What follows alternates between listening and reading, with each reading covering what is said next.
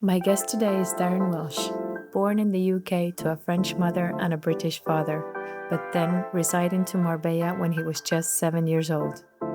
But of course, life took him abroad as he studied film in North Yorkshire, made over 20 movies whilst living in Berlin, and now we catch him in a beautiful eco-certified hotel in Ronda called Cueva del Gato that he owns.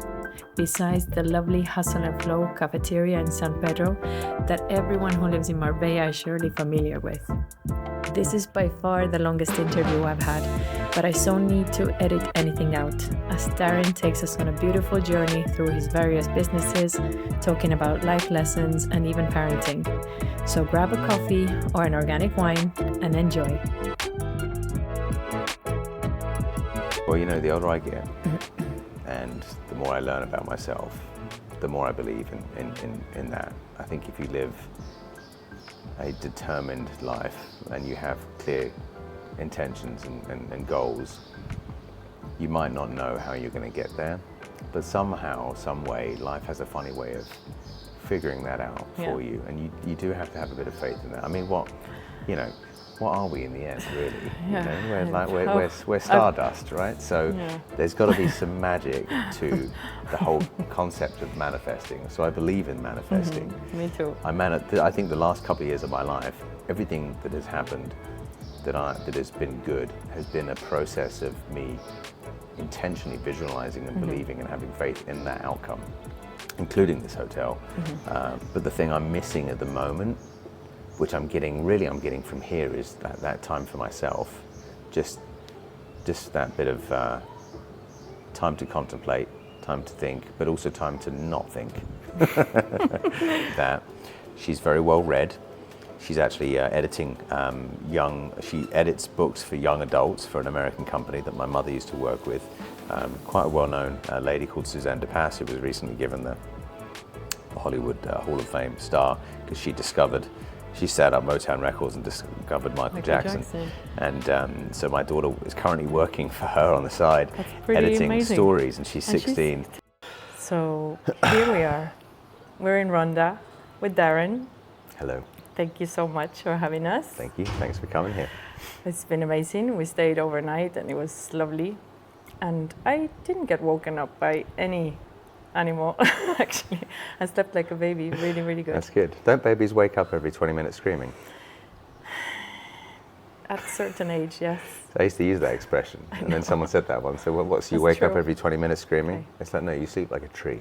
Okay. Okay, I slept like an olive tree. Anyway, I know Darryn as well as I can just know. I think everyone knows Darryn from Hustle and Flow in Marbella. And you recently got this beautiful, beautiful hotel here in Ronda, Cueva del Gato. Indeed. And this is why we're here, to see where is all of this going, but also to talk about you. How did you end up here? And who is Darryn? God, that question, who is Darryn? Tell me a little bit about yourself. Where are you from? Okay, where did it all start? Let's backtrack. Yes. Let's go back in time. So I'm born to a French mother, British father. My parents moved here to Marbella when I was 7, so I grew up here, went to school here. Then went to North Yorkshire to study film for a year, moved to London for a little while, and came back to Spain, and immediately got into business, got into the internet business when the internet business was much more an idea than a reality, actually, especially as far as the practicalities of selling it to local businesses. But we built, actually it's funny, we built, you're going to like this, we built a website and registered a trademark called Marbella Life. Oh, wow. .com. That's weird. Do you still have that? Not anymore, no. I need it. Yeah, I bet you do. So there is some funny synchronicity. That's there. Weird. But you know what? No. I've got a few stories about being ahead of our time. Yeah. And the internet stuff is one of them. And if there's anything I've learned in business is, as much as you might like to take big leaps in business and innovate, you then have to educate an entire market. And educating a market and a culture that is so already rigid and defined in its ways is very challenging. So baby steps.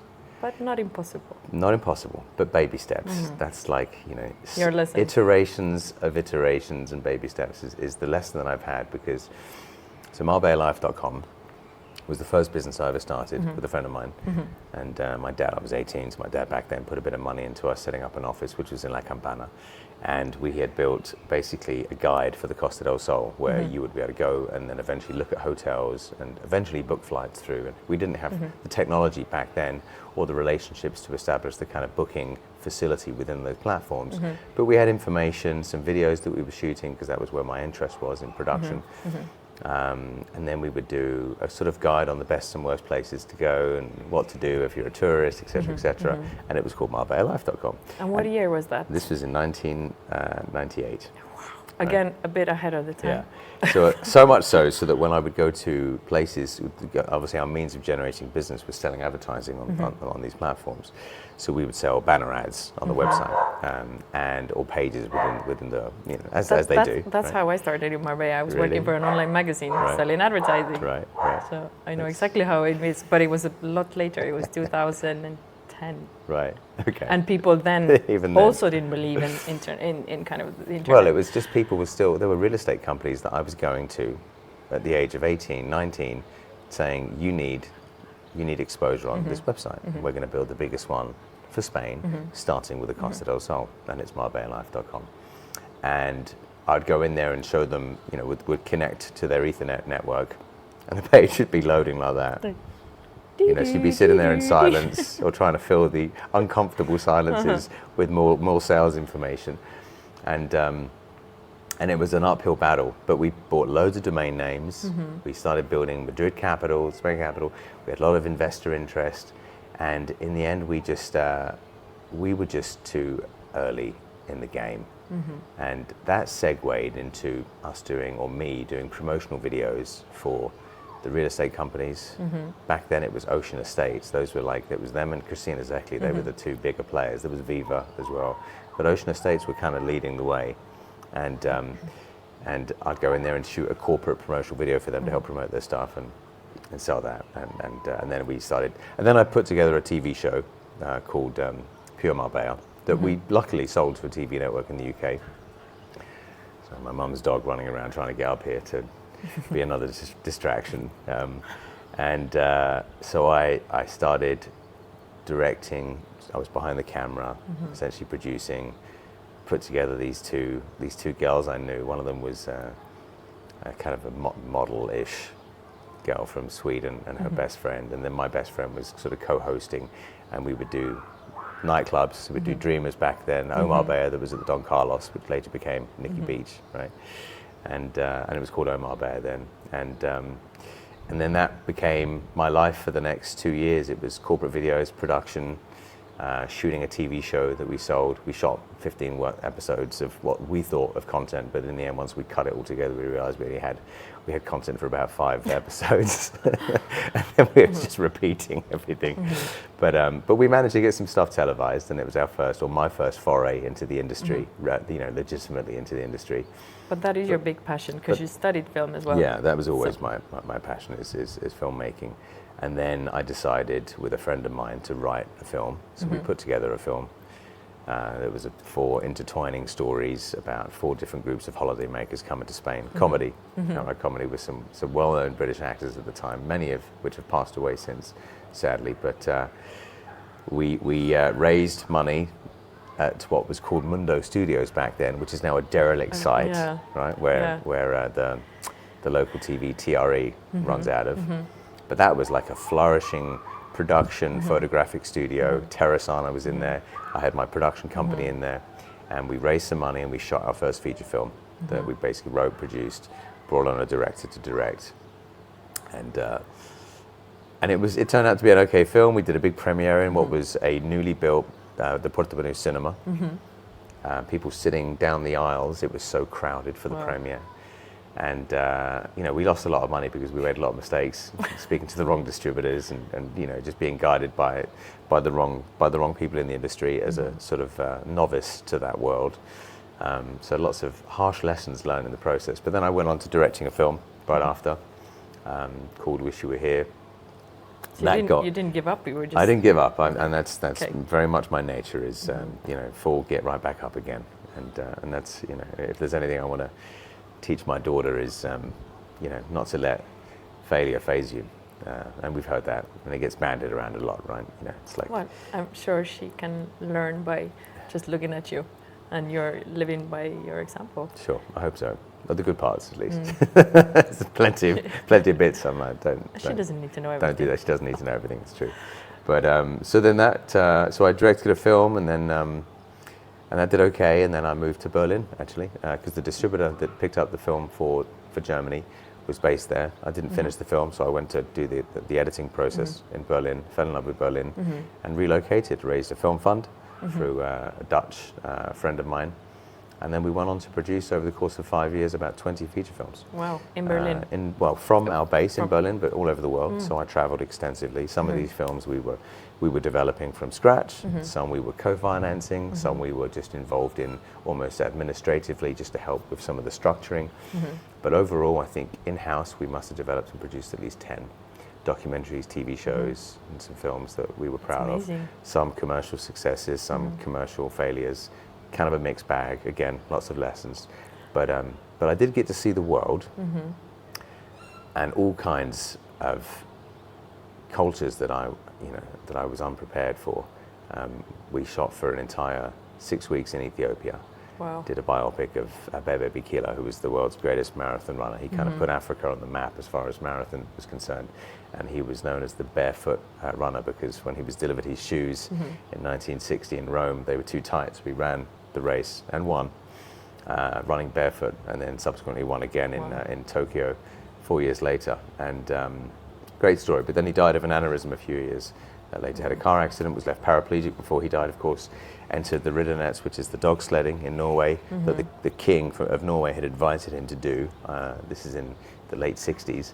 And he won that race as an Ethiopian, and then sadly died of a brain aneurysm at the age of 42. But we shot his biopic, and it's funny, we talk about perspective in life, and in order to get perspective in life, you need to have lived and travelled and seen things, because you need to compare things to something.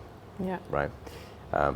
We were, and I'll tell you this anecdote here, this little story. So we were on set shooting a scene over about a 4-day period, and there were groups of children that would run from their homes or their village to the school, and they would run in groups. And one day I stopped them and asked one of the translators to say, why don't these kids get up a little earlier so they haven't got to run to school every day, making a joke of it. And the kids then explained, no, they have to run in groups because if they don't, the hyenas get them. Oh my goodness. Wow.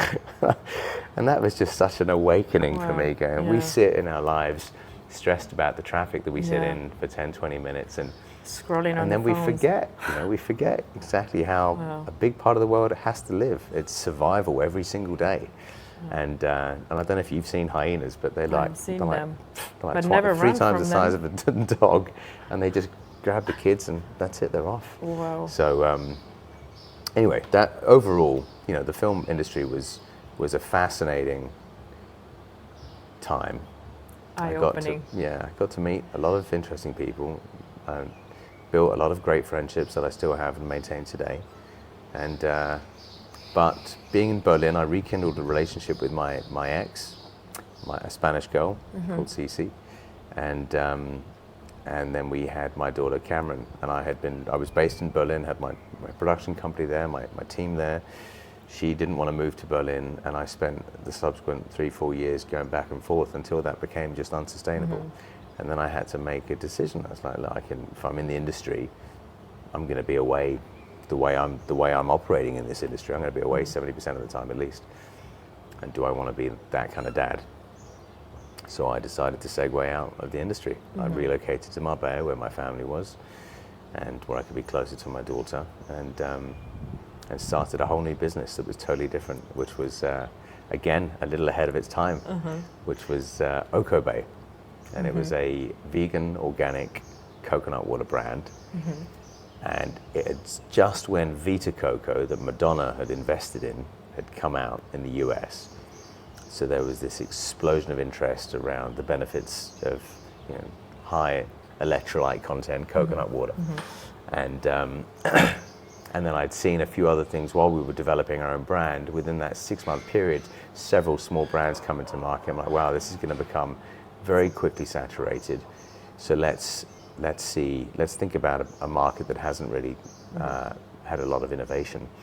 And it was really ice cream. Ice cream has been so standardized for so long. You know, it's always dairy. It was always kind of same format.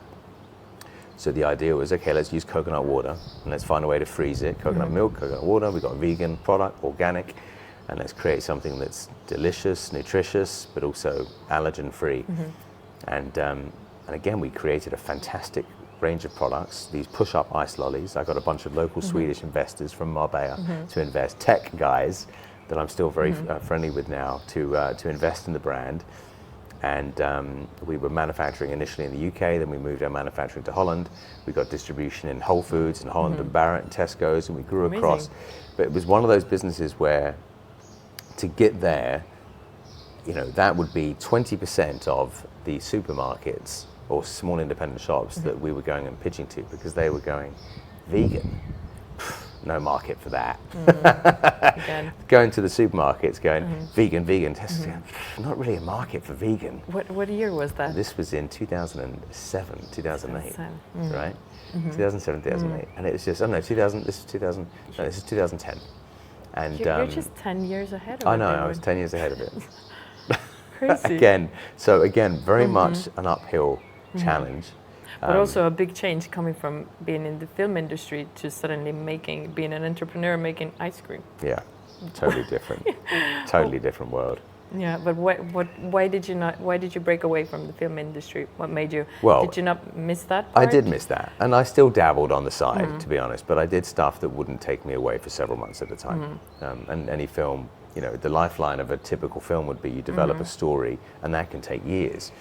And then once you've got something that is essentially, let's call it green lit, as they call it in the industry. So it's financed, you've got your director, you've got your cast put together, ready to go. You've chosen your locations, you're ready to go. It's traditionally a 4 to 10 week shoot, and then it might be a 4-month to 6-month post-production period. And there's the marketing lead up, depending on which distributor are going to release it in which country, on which platform. And this was like Netflix back then.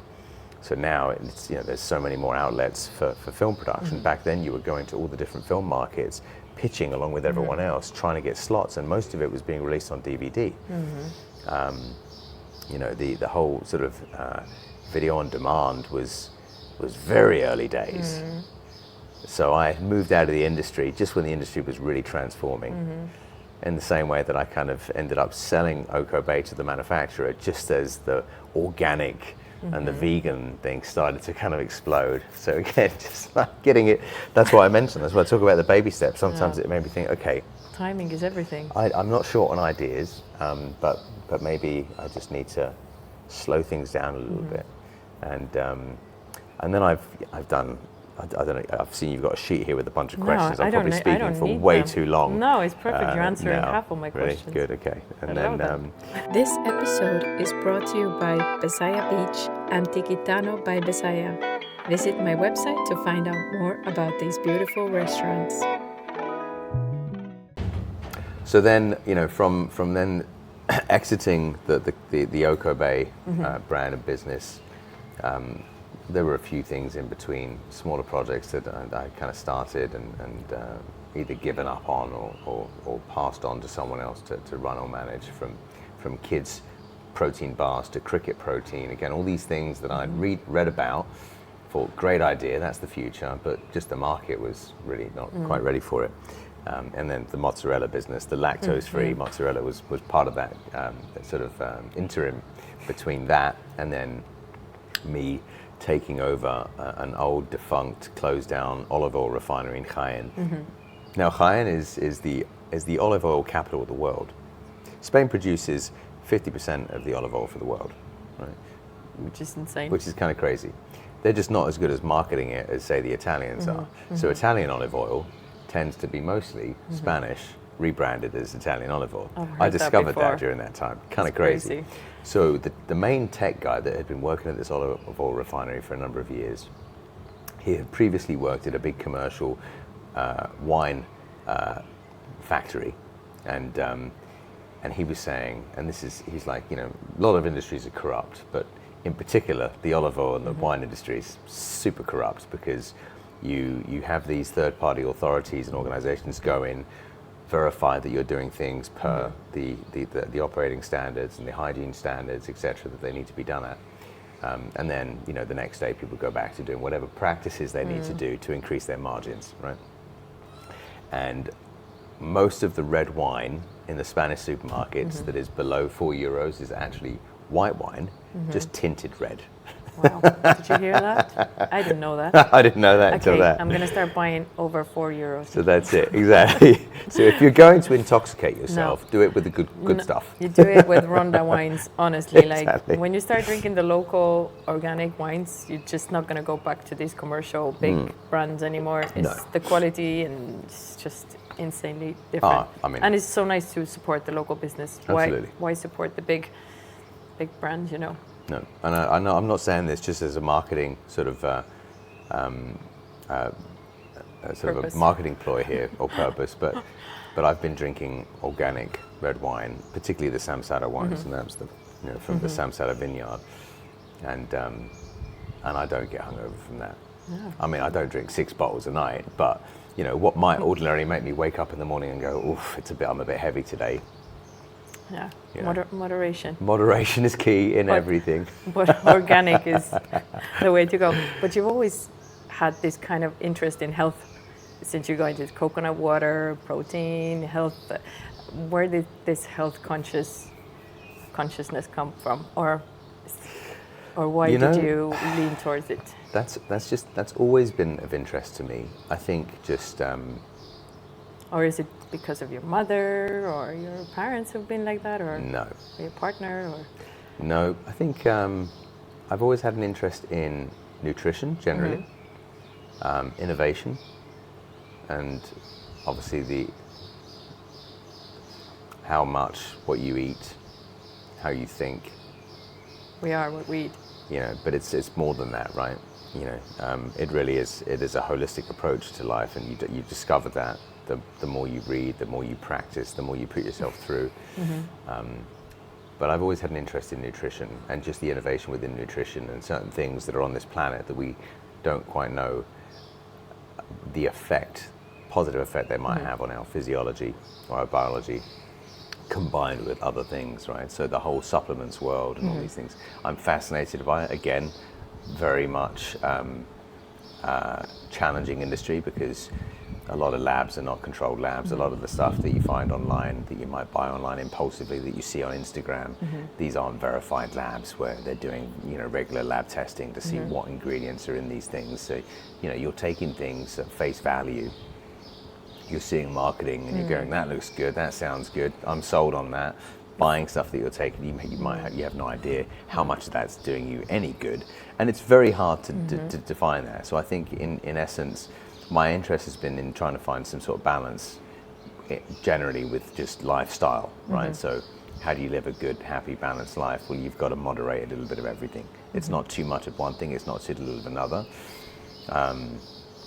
We know now that, you know, the story of, you know, having a glass of red wine a day is somewhat fictitious unless it's really good quality, organic, healthy, and you know where it's sourced from, but you're living a life that is a combination of good decisions that allow you to do that as well, because there's no point taking a certain range of supplements or going to the gym and doing yoga if later on you're going to go and do a bottle of vodka at night in the nightclub. Then you're kind of, you know, it's a bit of a contradiction, right? It is. So I had been interested in you know, the whole protein thing, and that's why the cricket protein bars were interesting for me, and I created a brand with a Swedish chap called Peter Blahan, and we launched in Sweden, very, very small production, just to test the market. And then I figured, look, kids are seeing their parents eating protein bars all the time, why don't we create a healthy, nutritious, cool bar for kids? that isn't just another crappy Mars bar, you know, a snack bar, because those are the things that are so ubiquitous, that are everywhere. What do you see, you know, and kids, you know, our parents are driven by kids' impulses, and, you know, they want their kids to be satisfied. They don't have the patience for kids to be crying most of the time. So it's really like, what's the solution for my kids, you know, needing attention right now? Well, okay, chocolate bar.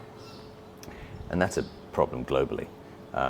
So I was thinking about that as a sector, going, okay, how can you create something that the parents are watching, the kids are watching, the parents do, and the parents can go, well, here's your healthy bar. And, you know, it might not taste as good as a Mars bar, but then that's a question of, you know, conditioning, right? Yeah. And we are all a result of the conditioning of our parenting and our environment, right? Until we learn to break that cycle. I know I've gone off path a little bit here, but so I'm going to go back to the olive oil thing. So anyway, I spent 2 years getting this place working to eventually sell it, which was a short but successful situation. And then on vacation, I met my now wife, Veronica, who also shared an interest in wellness, well-being, and food and nutrition. And we just said, let's open up. Like, where do we spend most of our time when we're out with friends? Well, we'll go to some nice, cozy cafe, and let's do that. Let's create something where all these ideas I have, I can actually put on the menu, and we can spend time hanging out in the places where we tend to hang out with our friends, and, you know, sit in the corner sipping nice organic coffee with oat milk and having spirulina bowls and doing all this stuff. And that was the kind of fantasy. So we found the location in San Pedro that everyone said was a terrible idea because there was no parking, which is the first one we opened. And I just did it anyway. And at the time, I didn't have a lot of money around me, and there was someone competing to take the locale, and the only way I could get quick liquidity was selling my car. So I sold my car the same day that this person said, you've got to make me an offer today so I could pay the deposit. So I went and sold my car that day, put the deposit down in the locale, and just thought, I'll figure out the rest as we go. And that's been much of how I've done things in my life, is I know what the end goal is.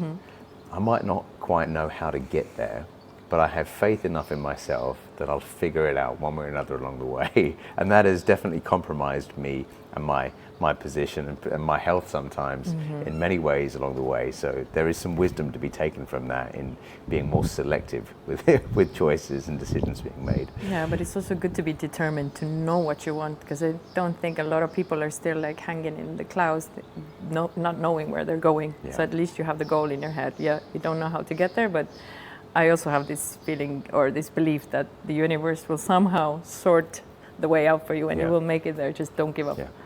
Well, you know, the older I get and the more I learn about myself, the more I believe in that. I think if you live a determined life and you have clear intentions and goals, you might not know how you're going to get there, but somehow, some way, life has a funny way of figuring that out for you, and you do have to have a bit of faith in that. I mean, what are we in the end, really? Yeah. You know, we're stardust, right? So there's got to be some magic to the whole concept of manifesting. So I believe in manifesting. Me too. I think the last couple of years of my life, everything that has happened that has been good has been a process of me intentionally visualizing and believing and having faith in that outcome, including this hotel, but also my relationships that I've cultivated, which are a bit more profound and more important than anything that is, you know, a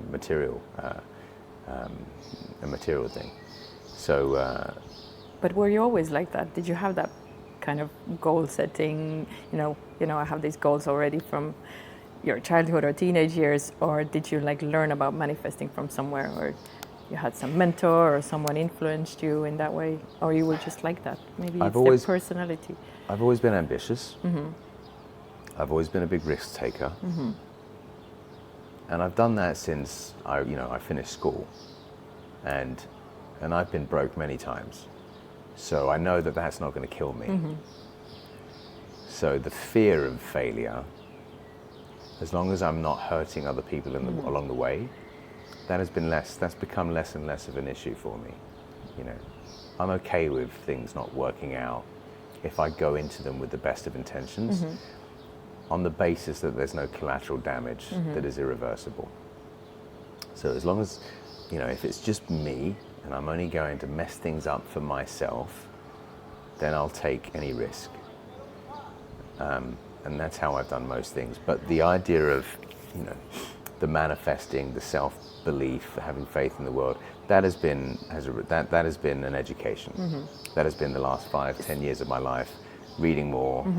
Is there someone in particular you like to read or follow, or? Well, to be very honest, it's very simple, and I think a lot of people can relate to this. And we're doing, I'm recording an interview with you now, a podcast. The very first podcast I started to listen to was Tim Ferriss's podcast. So a lot of the people that he interviewed and a lot of the books that were referred to during those interviews, I would read. So I've read a lot of those books, a lot on Stoic philosophy, a lot on manifesting. I did the Joe Dispenza intensive thing. I've read all of his books. So there's definitely been an influence, because there's a correlation in a lot of those things. A lot of very highly successful people, and I don't mean materially, just people that seem to have figured out much of their life and seem to be generally happy most of the time, at least from what you read and see and the interviews you listen to. A lot of what makes them successful seems to have some sort of tangible connective tissue, and part of that's meditation, right? Taking time out, self-reflection, taking time to contemplate, not taking on too many things at once, understanding why you want to do something in the first place rather than being impulsive. I've been impulsive a lot in my life, so a lot of what has gone wrong for me has been as a result of not forward thinking and just being too reactive or too impulsive. I think that's something you learn with age as well. Oh yeah. No, just being responsive, not reactive, and it's difficult also when people are pushing your buttons and. Oh yeah. But you got to control those buttons. Or check what the buttons are. Learn what they are. Yeah. To get to know yourself, I think is very important. Well, that's it, isn't it? I mean, that's our journey, really. It's like, who are you? What is your potential? And I think that's something that you just every day, if you look after yourself, you look after your soul, you're not guided by influence around you all the time. Because listen, we live in Marbella. It's a very influential environment. You see people with all kinds of status symbols, wealth and material things, and you see the images of all the fun and the champagne spraying on the beach clubs, and that can be quite alluring until you've done it, and then you've done it enough times to go, okay, that's not going to bring me closer to my center. That's not going to make me happier. Maybe it does momentarily, but what's long lasting? Long lasting is finding inner peace, and I think that's a lifelong process. And listen, we can divulge so much of what we've read and listened to. Interpreting that and then implementing that into your daily life requires discipline. And discipline is a hard motherfucker to hold on to. Right? It is. But once you do it enough, it almost becomes a habit, and then you become that. I think. Exactly. It's repetition, right? Consistency, repetition. So again, we've gone off on a bit of a tangent. So how does a normal day in your life look like? Because I know you're between Ronda and Marbella, but do you find the time to meditate every day and take care of yourself every day, or? So I'd love to say yes, but that would be lying. We don't lie. That would be bullshit. We don't lie. But well, before I do that, let me I was talking about the cafe, Hustle and Flow. So, because it's important, because that was a stepping stone, right, for my journey. The idea of opening that cafe and us sharing those experiences with friends, I think that might have happened a few times in the 6 years that we've now been open. When you get into a business operationally, it's a very different thing, right? You're so in the throes of things. We worked together for 3 years.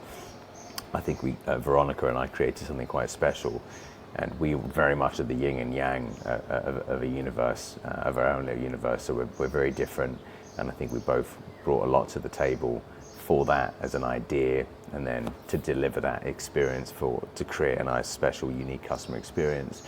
But we also quickly learned that, living together, working together, and trying to create balance and harmony is a really big challenge, and maybe we don't need that challenge. So she ended up deciding to do something totally different, her own thing, and I kept the business, and then once that became a bit more sort of self-sufficient, I then went to look to do other things, because that's what me. you do. That's what I do.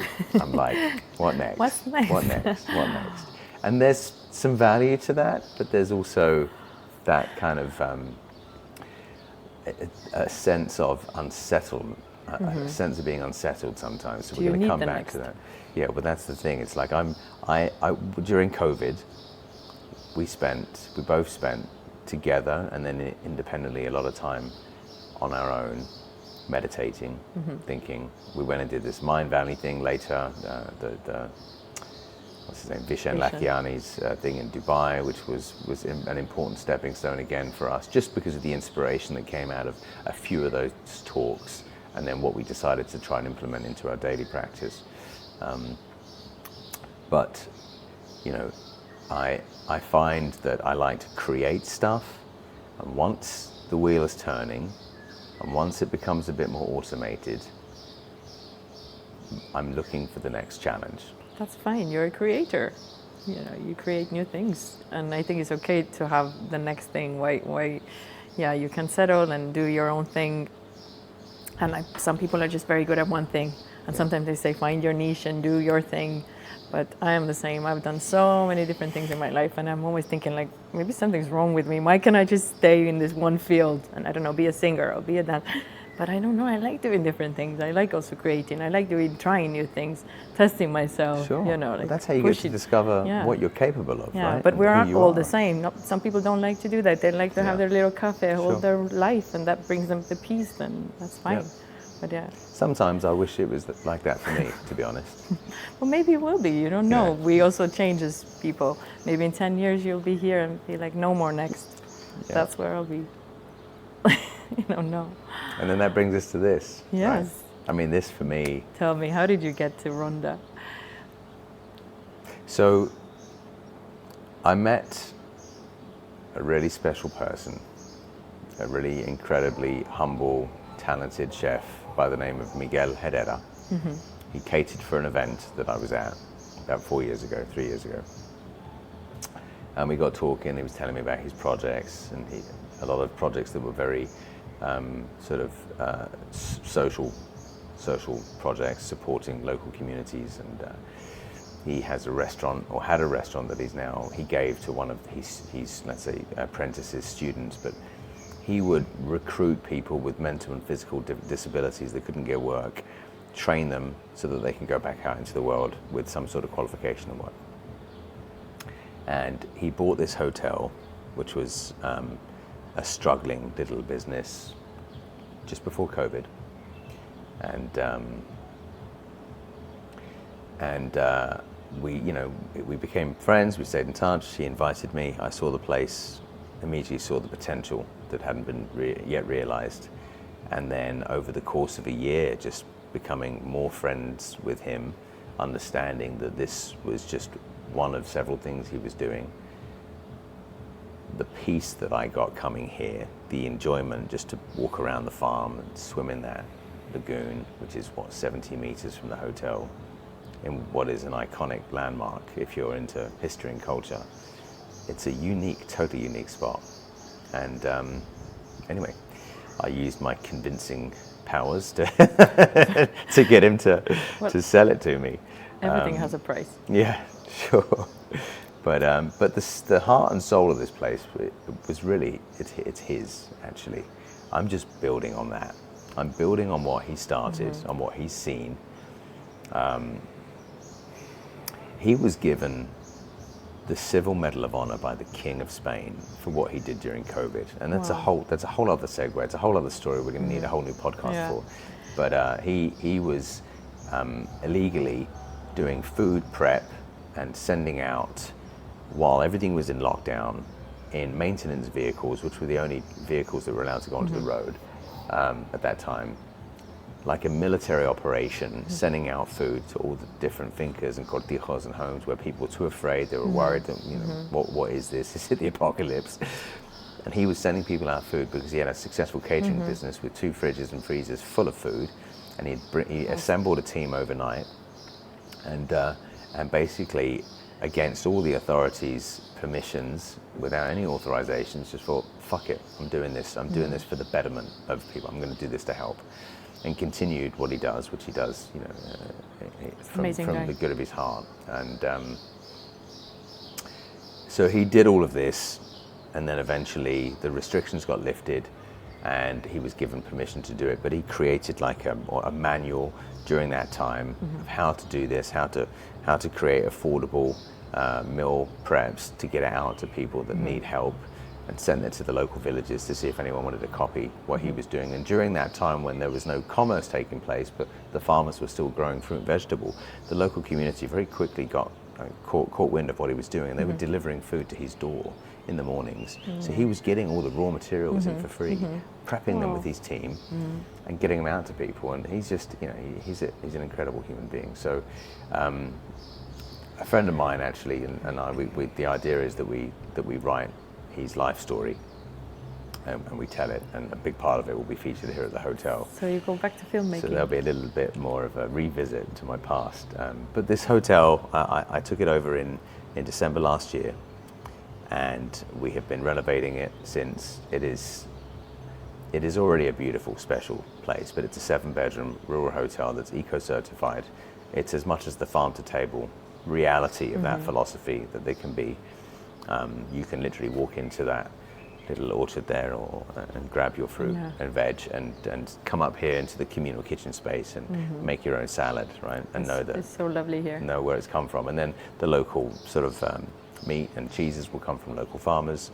And I just want to add an element of sophistication, is probably not the right word, more comfort with regards to the interior design, the feeling, the service, the experience. And then we've been given pre-approval to build wooden cabins, up to 9. I think 9 might be overkill, because I want to try and maintain a sense of privacy for guests when they come here and they stay in the cabin, so they have their own space. But the idea is to, you know, and we've all seen this stuff on Instagram or Pinterest, those cabins with the bathtub out on the deck, you know, and looking up the skyline within the room and all that. So I want to create something really special, which becomes a getaway for people living on the coast, as well as people from traveling from all over the world. So the idea is to promote this place for different kinds of wellness events, corporate training, team building. Just you get away for yourself if you need to take a bit of a break and reset and reconnect with nature. So I suspect that more than half of our market will be local market coming up for the day or for the night, just like you've done. Definitely. I just don't think people have discovered Ronda yet that much. You're a little bit ahead again of the time, and I don't think there's anything like that you're doing yet again in Ronda. So you're leading the way again. Well, and here's the thing, I made a conscious choice. I started this project, took a few meetings with some let's call them brands in Marbella to partner with. And the idea was to try and accelerate this, and this year build 9 cabins and get all the facilities going. And that's what I've done all my life. I'll have an idea, and then even without the money in the bank or the investors in sight, I'll just go all in.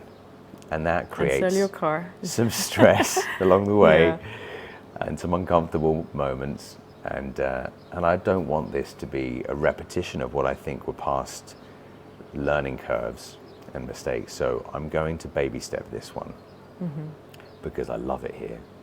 And I think the more I nurture it and give it time, the better it will become. So the idea is I might not do the 9 cabins, we might end up with 5 or 6, but to do maybe just 2 or 3 this year, 2 or 3 next year. Enjoy the process, because in the end, that's all it's about, right? Because once I get to the end of this, I don't want to get to the end of this and have it all and then go, okay, what's next? Yeah. I want to actually stop and go, look at what the team and I have created. Look at what we've built. Look at the experience that we can offer people. And I think with technology going the way it is, an environment like this that is as far removed from technology as you can get within an hour and 15-minute drive is going to become more important in our lives. I think it's becoming the luxury. The ultimate luxury is to be disconnected, isn't it? Or just to have privacy, just to get away. Disconnect and reconnect. Yeah, exactly. Right. Absolutely. Yeah, and I'm planning a retreat. Right. And I know you do also retreats here, but this one will be different. But that's what I want to call it, is disconnect to connect. Really? I think that's exactly what we need. Totally agree. And when you said it, I was like, you read my mind. Where are you going to do it? Near Ronda. Cancel that. Do it here. What are you doing? That's part of the deal. You're not allowed to release this otherwise, unless you do it.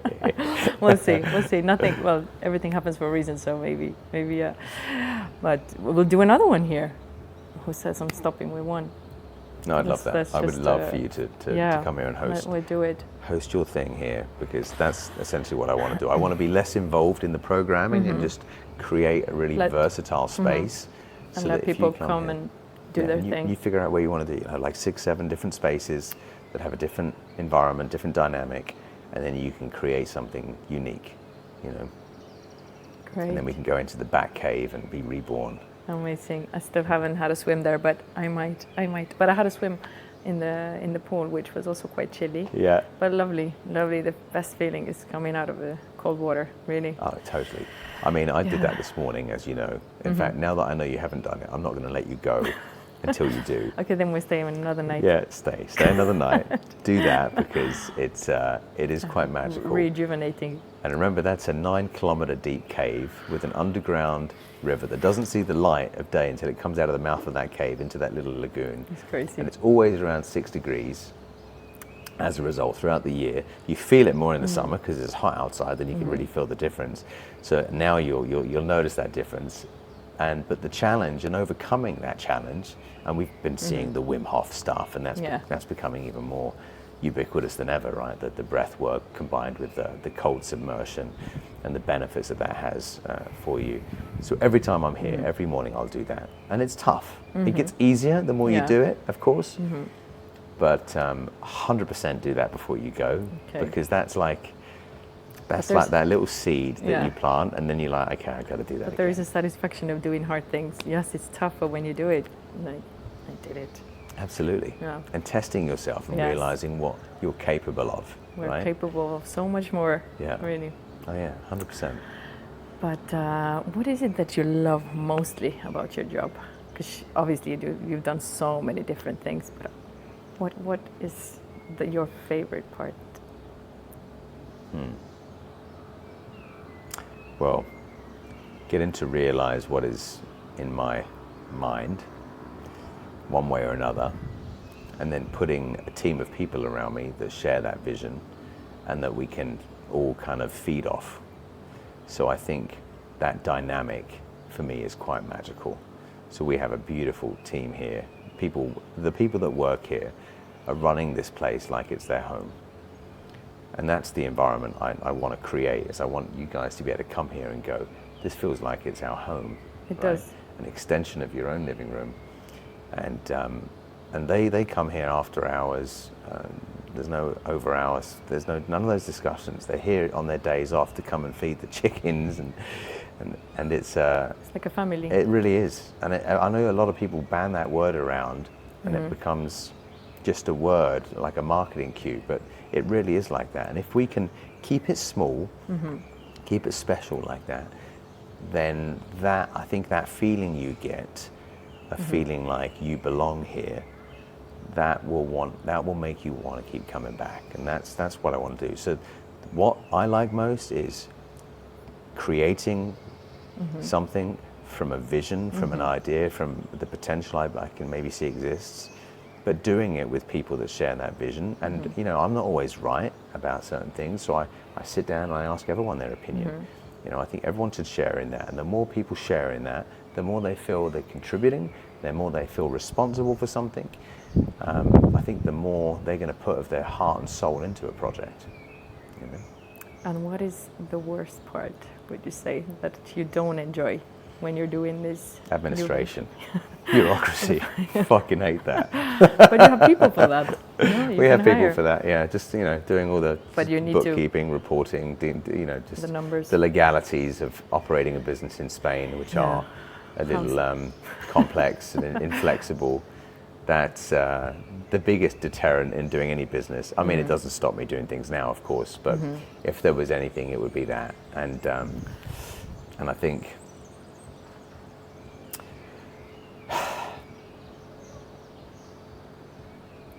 time management. That's a big one. Because in my position, I'm very close with my family. Even though my parents are separated, they're very close. My wife is very close with my ex. My ex works with me in my restaurants. My daughter's with me today. So we all share a very close, quite magical bond that we've cultivated over the last decade.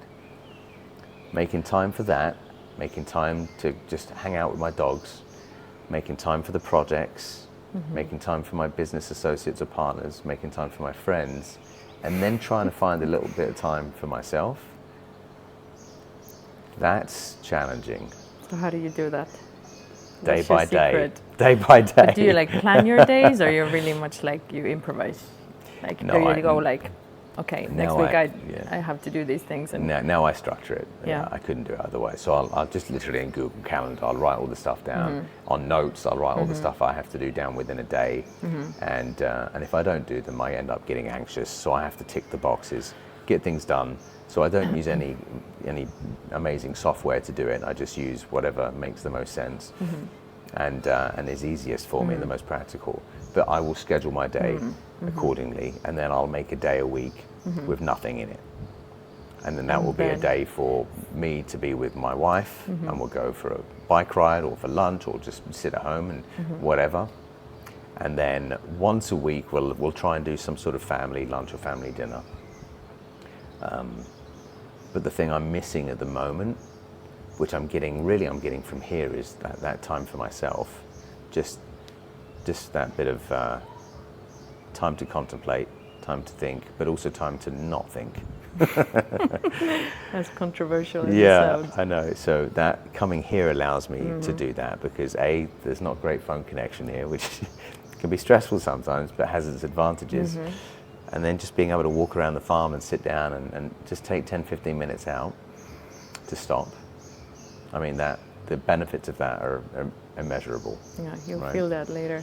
But there is something in Ronda, there is different energy here. If you believe in energies and frequencies and all the things, even if you don't, you come here, there is something different here that I feel, that I love about Ronda, and it is so close to Marbella. Really, if people haven't been to Ronda yet, you must take the drive, and the scenery is just stunning. And I think already that relaxes us when we take our head away from our phones and we just look far ahead in the horizon, in the olive trees, in the vineyard. And I mean, look at this. How can you not get relaxed? No. Like it's amazing. The countryside here is just so picturesque. Yeah. It's so beautiful, and there's a lot to do. If you know, there's a lot of wine to drink. No, and you're not going to get bored. You can still go to Ronda town, explore the culture. Yesterday was this fabulous festival. There's things going around, or meet new people in the hotel. I mean, it's incredible. So, what is next for you? Where do you see yourself in like 5 or 10 years, or you don't think of that far ahead, and you try and stay in the moment?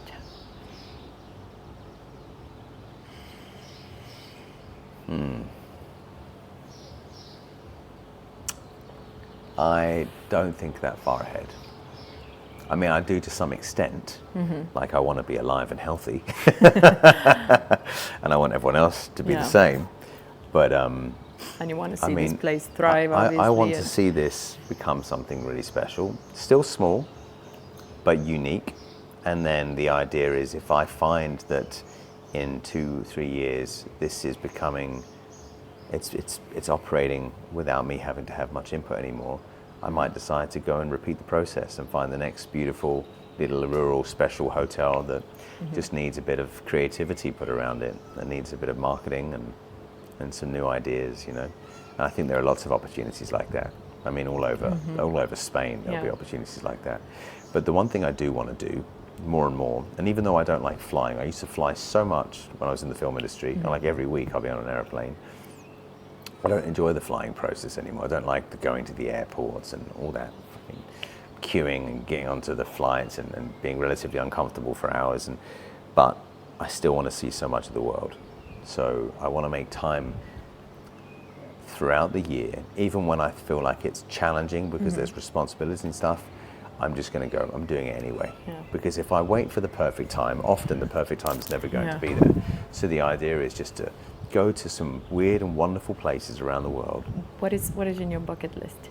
Well, I want to go to Kyoto next. It's like next for me. But Japan generally. I'd like to see as much of Japan as possible.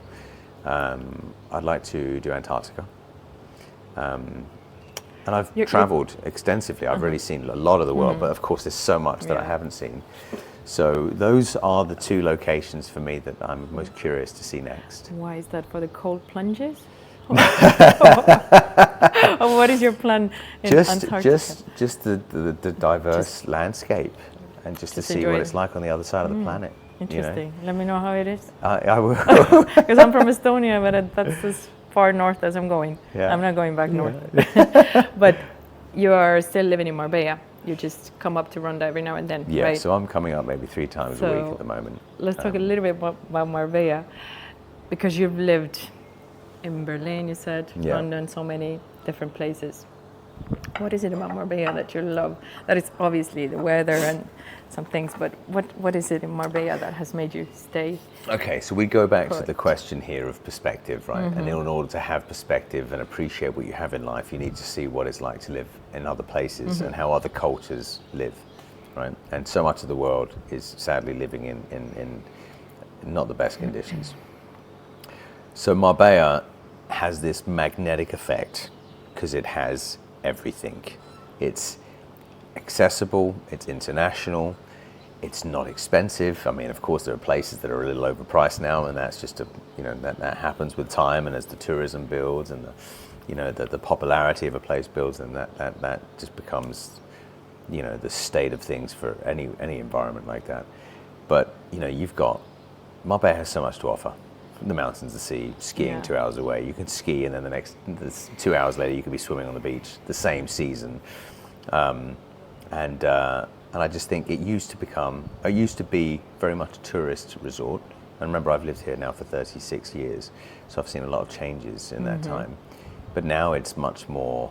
It's like the California of Europe, and it's there are tech hubs being set up, big Scandinavian community, which I think has been great for Marbella because it's brought a lot of new ideas, new business, new industry to what was heavily dominated by just hotels, restaurants, and focused on a tourist industry.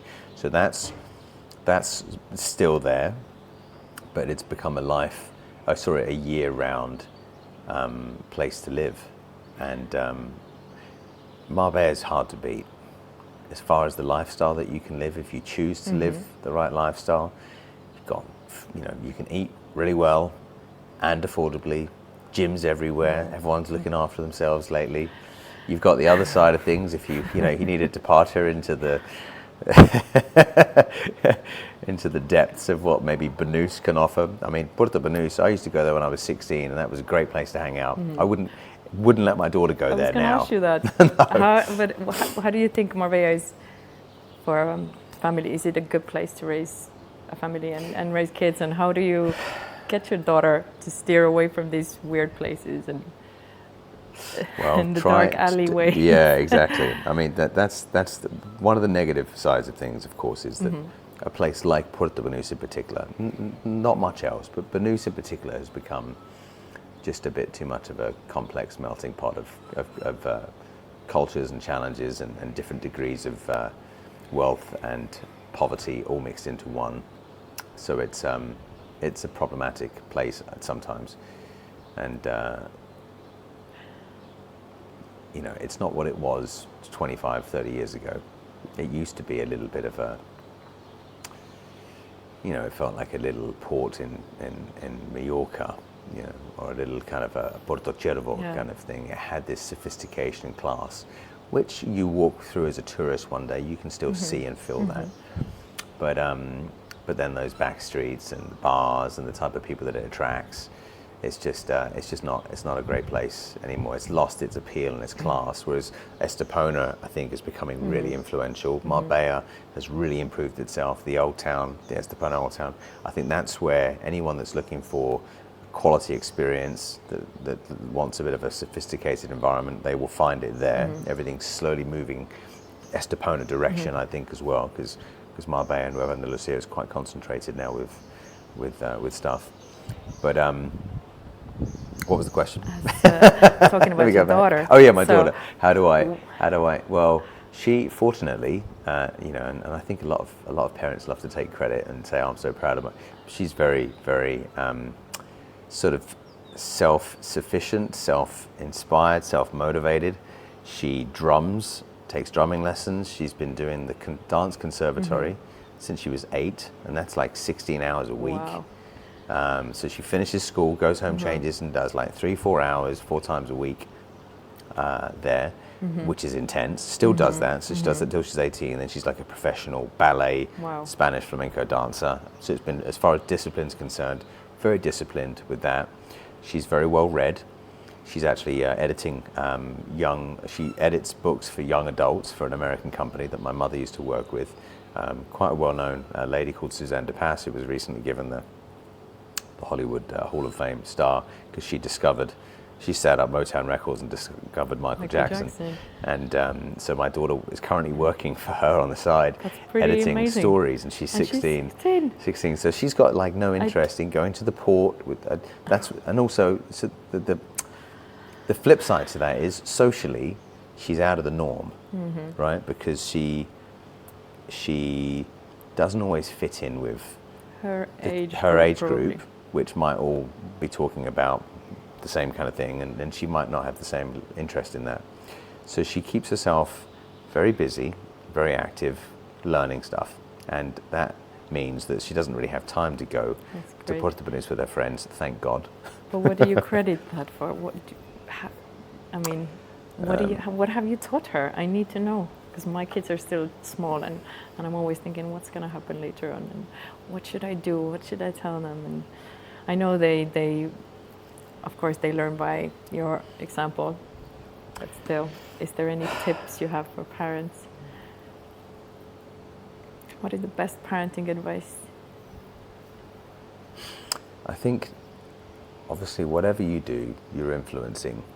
If your child is around, whatever's happening, you're an influence one way or another, whether it's good or bad. Trying to create an environment where they can think for themselves, they're not feeling, and you're not indoctrinating them into some sort of thought process, religious mindset or practice. Trying to be very open-minded about, listen, there isn't necessarily a right and a wrong. There's just, you have to figure things out for yourself, make your own mistakes. It's okay to be angry, it's okay to be sad, it's okay to deal with your emotions. You don't have to internalize and hide things. You can feel and be very open to, I want my daughter to be able to tell me anything. So I try to create a space where and this is hard and this has taken time, and I'm definitely not a perfect father, far from it, but to try and create an environment where they feel safe to talk about things that they might not ordinarily do with their parents, or children might not ordinarily do. Talk about, just sensitive matters, sensitive issues. And have a non-judgmental environment. I think that's really important. So they feel free to explore and free to ask questions about whatever it might be. I think that's important, and just being, trying to keep whatever is not something you're proud of that might be part of your own personality. If you can find a way to kind of keep that separate.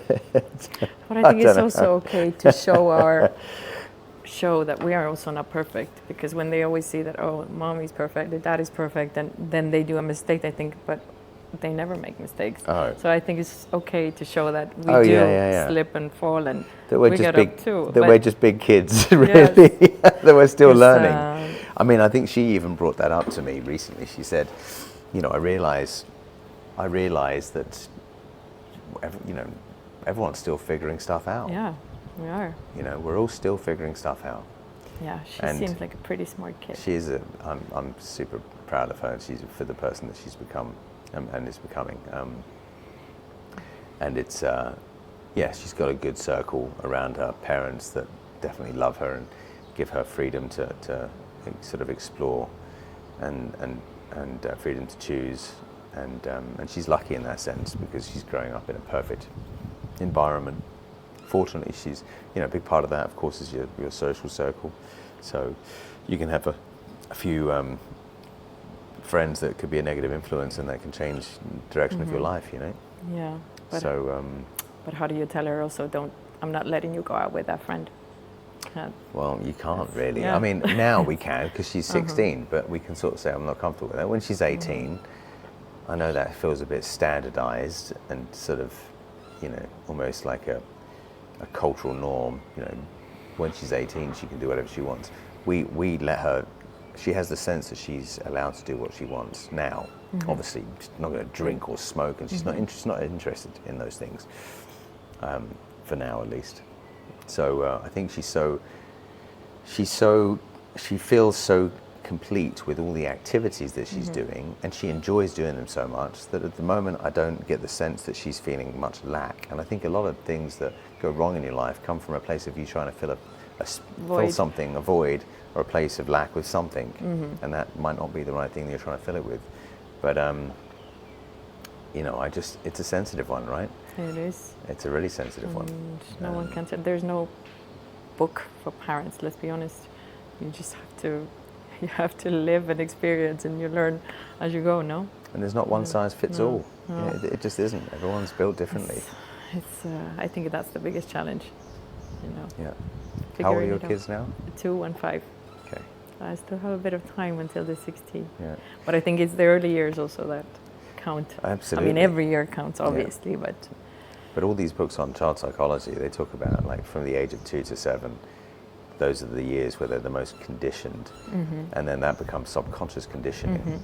Like my wife is doing a lot of inner work herself at the moment, and she's dealing with a lot of stuff that she wasn't 100% conscious of, that has come up through meditation and through her ongoing consistent practice of working on herself, that is stuff that is very much childhood related, you know.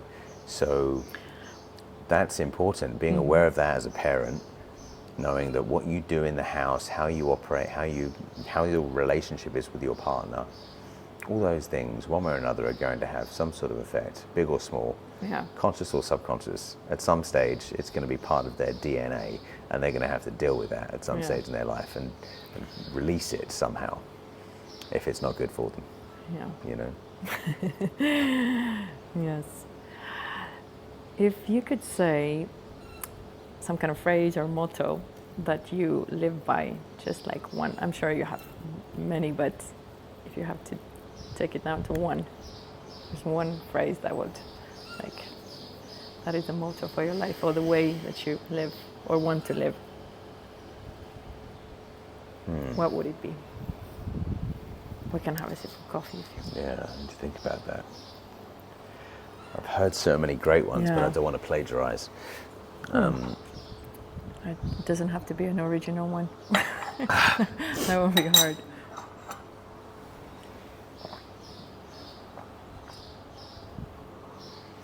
You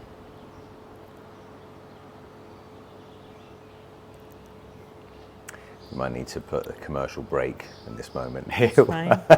What I think about what might be really relevant for me now, because I think I would have had a different answer a year ago than I do today. And maybe next year you have another one. Yeah. I'll ask you again. Exactly. I'm going to start asking you every year. Well, write them down, and you'll get a book. Yeah, exactly. Yeah. You become a poet. That's the thing, right? It's like you've got to be evolving, right? Keep evolving, I think. And I would say just to remain open to learning. Never think that you've got it all. Figure it out. Just kind of keep an open mind, keep learning, keep exploring. Just be curious about everything, you know. I might get that tattooed, actually. Just stay curious. I think that's kind of important. Stay curious. You That know? sounds good. Marketing wise. Yeah. Stay curious. That's good. And I think also like slow living and slow life. I think like people are really going back to that more and more. COVID's probably helped with that. Yeah. You know, as like I said, as I spoke to Santi, and he was, you know, expanding everywhere and opening so many restaurants, and then suddenly COVID came and knocked it all down, and then he was like, well, yes, actually, do I really need all of that? How much do we actually need? What do we really need? Yeah. And this slow life of it, just enjoying also what you have. Otherwise, like you said, you're building, you're doing, but then you don't even get to experience and enjoy it all. What's the point of it 100%. all? 100%. I mean, I get Santi's perspective on that, because we look to do the same thing with Hustle and Flow. We opened 4 in a year, which was in 2022. House of Flow in Benavides, the one in Marbella, Riyadh, and then Doha. And you get so caught up on this hamster wheel that you lose perspective and you lose sight of what you're doing it for. And what do we do things for? So you're doing something, I think, to give you a sense of fulfillment in life, or you're doing something to generate some wealth to allow you to have freedom to do other things. So in one sense, you're trading your time for money, and you know, how can you measure the value of that? You know, and we've heard this many times. You know, if you were given 30 days to live, you would trade all the money in the world to have an extra day added to that, right? So I think being more selective as you get older and going, okay, do I need to build this monster to be caught up in having to be responsible for it, to manage it, to do the day-to-day operations, when all I want freedom to spend time with the people I love. And also, what are you doing it for? Are you doing it to like impress yourself, impress others, impress the people who you don't even need to impress them? Or, you know, I think questioning, why are we doing the things? Yeah. To create, or to what is the purpose? That is the question. So, yes, very philosophical, but I love that. We talk a little bit more about Marbella, and we have to wrap things up. Sure. Tell me a few places that you love to go in Marbella. What are your favorite places, your favorite restaurants? Just to name a few, and then you'll find more in my blog later on, some of your favorite places. Recent discovery in Marbella Old Town, Casa Curro. That has been mentioned before, but I haven't been actually. Love that place. Great food. Little open kitchen, very small. Food's fantastic. Service fantastic. Love that place. I like going to Wild. I think the couple there run that place very well. It's kind of like what Veronica and I did when we opened Hustle. We were there living and breathing it every day, and I think that's when it was at its optimum as far as the customer experience and the quality was. And I think they do a really good job, because they're living and breathing that every day. I like just going down. I live in El Paraíso. I like just to drive down with the dogs and walk along where the new Met Hotel is. So Villa Padierna Beach, and that big stretch of beach, I'm there every day with my dogs. It's not too busy. It gets a little busy in the summer, as does everywhere. I love that area. I actually really like going to have a drink at the Met Hotel, actually. I know they've only done like a cosmetic sort of remodeling there, but it's really good people working there. I really enjoy great quality food, and it's quite new, and it's convenient for me to get to. So I like going there for a drink and for lunch on their new little Greek restaurant that's a few weeks old now. But I just love that beach. It feels like very virgin still. Where else? There's a new place that opened near us called Pachamama, a little Peruvian place that had just gone from strength to strength. Great vibe in there, great food in there. I used to go to Rincón de Cintia in Marbella, which is a little Peruvian place all the time. They're fantastic, but it's a little bit more difficult to get to because of the parking and stuff. So as far as Peruvians concerned, Pachamama's really good. I love Peruvian food. And then I love going to Estepona. I go to Estepona through the old town, walking through those back streets as often as I can, really. Don't name them all. You gotta go and visit my blog to see more. I love, you have probably some very cool places. But to wrap things up, what would you tell people who are looking to come to Marbella? Obviously, you've seen so many people now moving to Marbella. What kind of advice would you give the people coming to Marbella? What would be to open up a business, about the life there? What would be your best advice? I'm sure there's loads. I've got so many cheeky things to say, but I'm going to you can say them all. Reserve those for when the camera cuts. Advice for people coming? Well, I think it's a good move. I think Marbella has a lot to offer, and there's a lot of opportunity. Always get second opinions about whatever you're doing. If you're going to go house shopping and the area, don't be impulsive about where you decide to live, and explore, take your time, and I think it's a great place to be. I've been living here. I mean, I've lived in lots of different places. I'm living here. So I think I would say anyone coming to Marbella, welcome. I think it's a great choice. I think there's lots of opportunity. It's super international. And I think there's so much more growth yet to be had in and around the coast and upwards and towards Ronda. So I'm a big supporter of it. My brother runs a big real estate company here as well. So he's seeing constant growth in that market. Little plug for Stacey at Soul Villa. Say hi.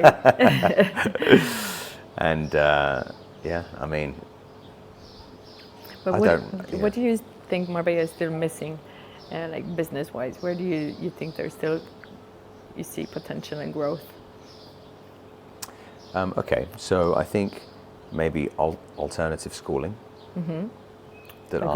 that aren't traditional curriculum. So I think there's a lack of that. My kids are still small, so I'm waiting. Maybe you do it. Yeah. Well, I've got a friend that wants to do one, and a lot of people talking about it, but there isn't a proper alternative school that's probably set up in some sort of environment like this, not too far from Marbella, accessible still, but where maybe there could be a co-working space for the parents. Children could be learning 4 hours a day. There's a little cafe, and it's a kind of combination where if you don't have to be somewhere else, you can kind of go to a space where it feels like a little bit of a retreat, but where there is alternative learning, real learning, not Montessori combined with real life skill set and real practical stuff, because schools are all this kind of, most of them are the whole one size fits all mentality, and I think it's such a broken system. And my daughter's bored at school. She goes to a new school now, I won't mention them, but she's like, just bored, not learning anything, Dad. You're paying for school. And I'm just like, the teachers are being spoken over by the children. They're not disciplined enough. She goes, I would like to do something else or find another school. If I'm going to do this for another 2 years, I want to be able to learn something.